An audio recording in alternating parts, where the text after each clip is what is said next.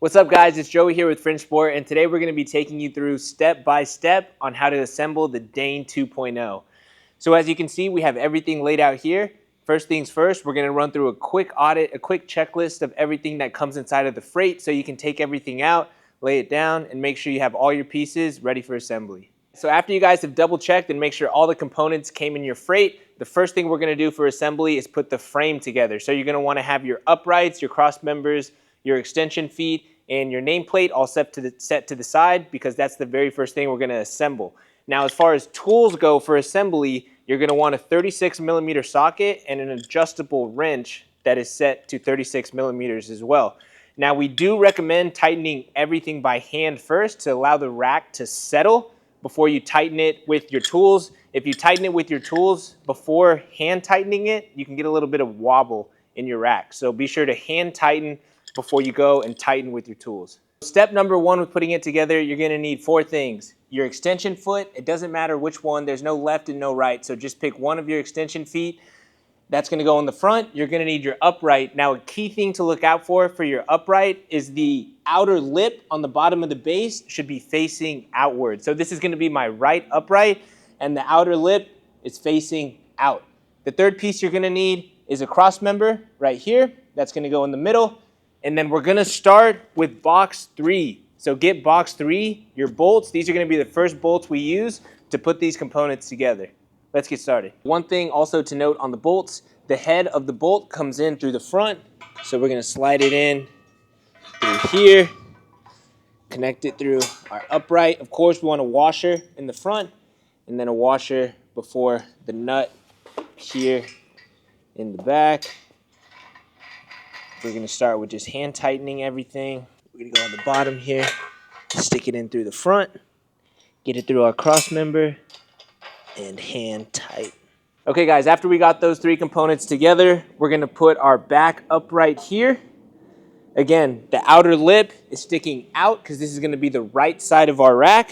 Okay, now this is where we're going to use box number 2 bolts. So if you can see, we use box number 3 bolts on the front, but as you can see, it's a bit longer than box number 2. So now we're going to dig into box number 2, and we're going to use box number 2 bolts to do our back upright.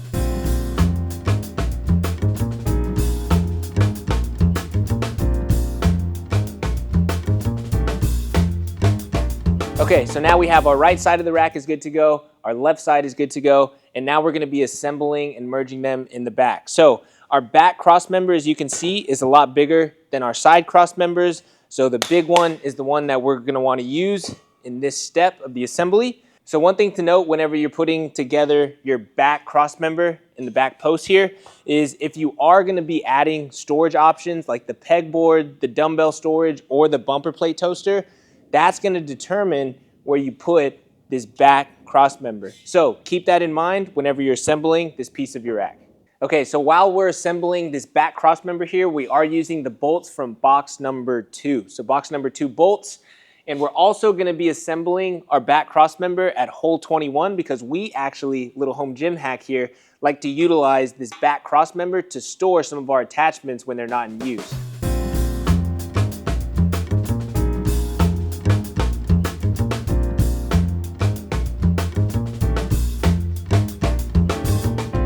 So now we have our back cross member secured tightly in place, holding the back frame together.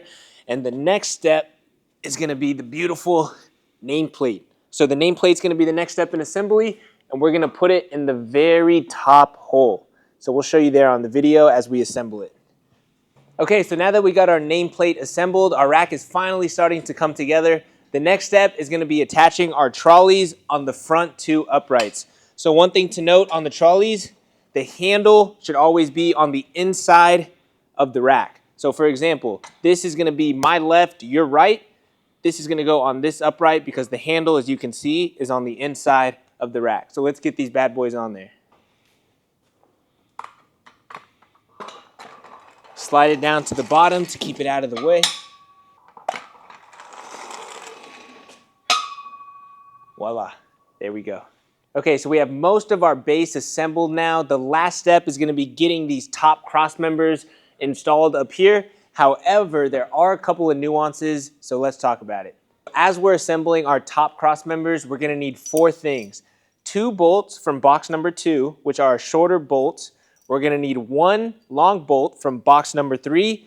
And then the last thing is gonna be our front pulley system. And you're gonna know because it's gonna have the peg with the threaded end.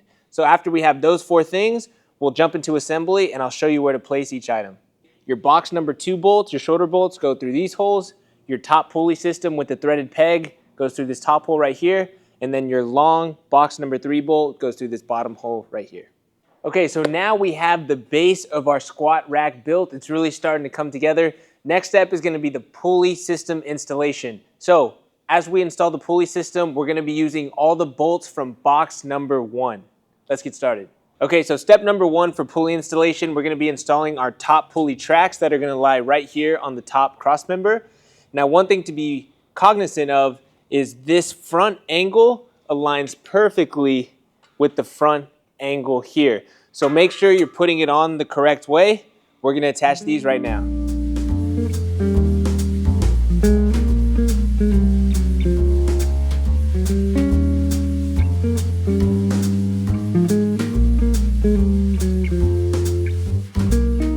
Okay, so now that we got our top pulley track installed, the next step is gonna be installing our bottom pulley track. So what we're gonna do is we're gonna take our bottom pulley track and we're gonna put it through the very first hole in this side cross member. Okay, so as we're sliding the bolts through here, one thing to note is that you want the pulley to be closest to the front upright.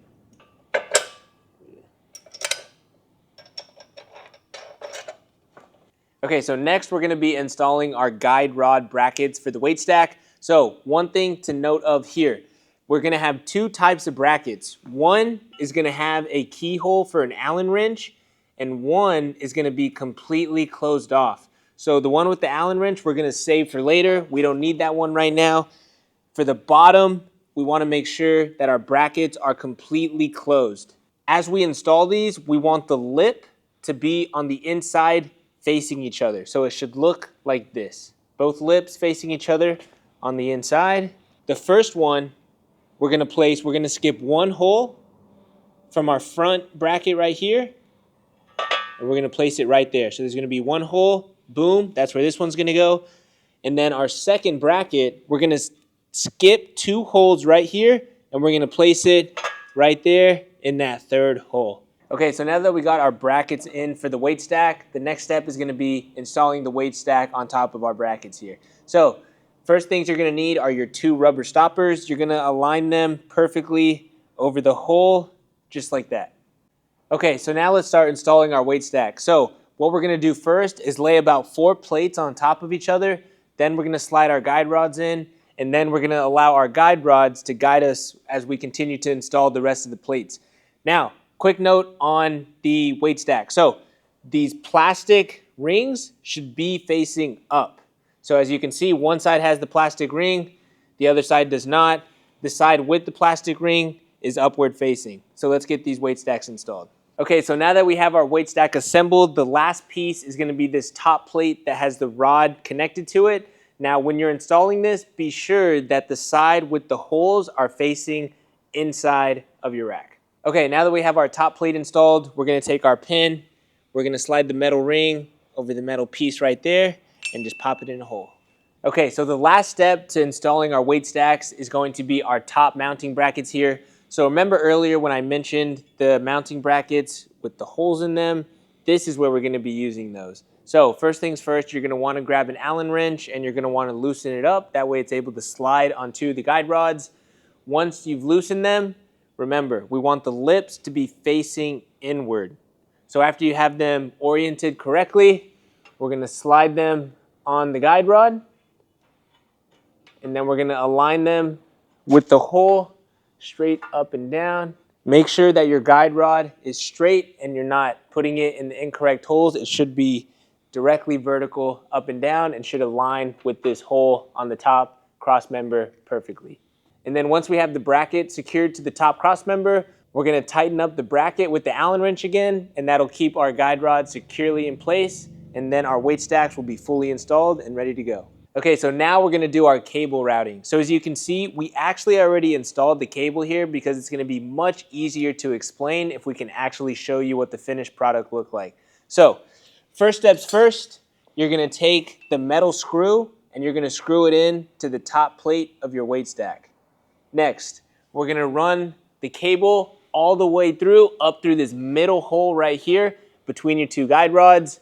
It's gonna go straight through, and then you're gonna run it straight through that first pulley. It's gonna go through the second middle pulley right here, come down straight parallel through the hole right here. You're gonna run it through your middle pulley right here, run it through the top one, and then you're gonna bring it up to the hole straight next to the original hole that it came down through. So don't leave any gaps, run it straight through the next hole, and you're gonna run that up through your front pulley right here. And then after that, you're gonna route it through your front pulley. Make sure you go under the bolt. Under the bolt, you're gonna slide it through. Then you're gonna slide it through your trolley pulleys right here. So after you're done routing the cable through your front pulleys, you're gonna add the rubber piece of the ball stopper, slide it through your cable. Then you're gonna slide your cable all the way down to the bottom of the metal piece of the ball stopper. Be sure to fasten all three components with the Allen wrench. And then once those are tightened all the way, you're gonna slide the rubber piece down over the metal and you're good to go. After the top cable has been fully installed, now we can move on to the bottom one. So the bottom one, our connection point with the screw is gonna be right here on this track. We're gonna screw it in, and then we're gonna route it through our middle pulley right here. We're gonna run it through and back down to our cable track, our bottom pulley. This one you will actually have to disassemble by hand. Just loosen it up. That way you're able to run the cable through the bottom of the pulley. You'll slide it through and connect the cable to the rack with the supplied carabiner. Okay, so now our pulley system is fully installed, ready to be used, smooth as butter, just like that. Last step is gonna be installing our pull-up bar right here among the front two uprights. So let's knock that out. Okay, so the next step, we're gonna be applying our stickers to our weight stacks. Now, as you can see, the top weight stack is a little bit smaller, but it has the 10-pound sticker that goes on the top. And the reason for that is the true weight of this top plate is actually 10 pounds because when you lift it, as you can see, it has the guide rod attached to it. So this weighs 5 pounds, this top plate weighs 5 pounds. So when you're pulling it, you're getting an actual felt weight of 10 pounds, which is why this first sticker starts at 10 pounds. And just like that, the Dane 2.0 is fully assembled and ready to use. Throw on your spotter arms, put on your landmine attachment here on your extension foot, throw on your D handles, and you're ready to start training. If you have any other questions that we did not address in this video, feel free to send us an email, team@fringesport.com, and we will be happy to assist you. We hope that you enjoy your Dane 2.0 in your home gym.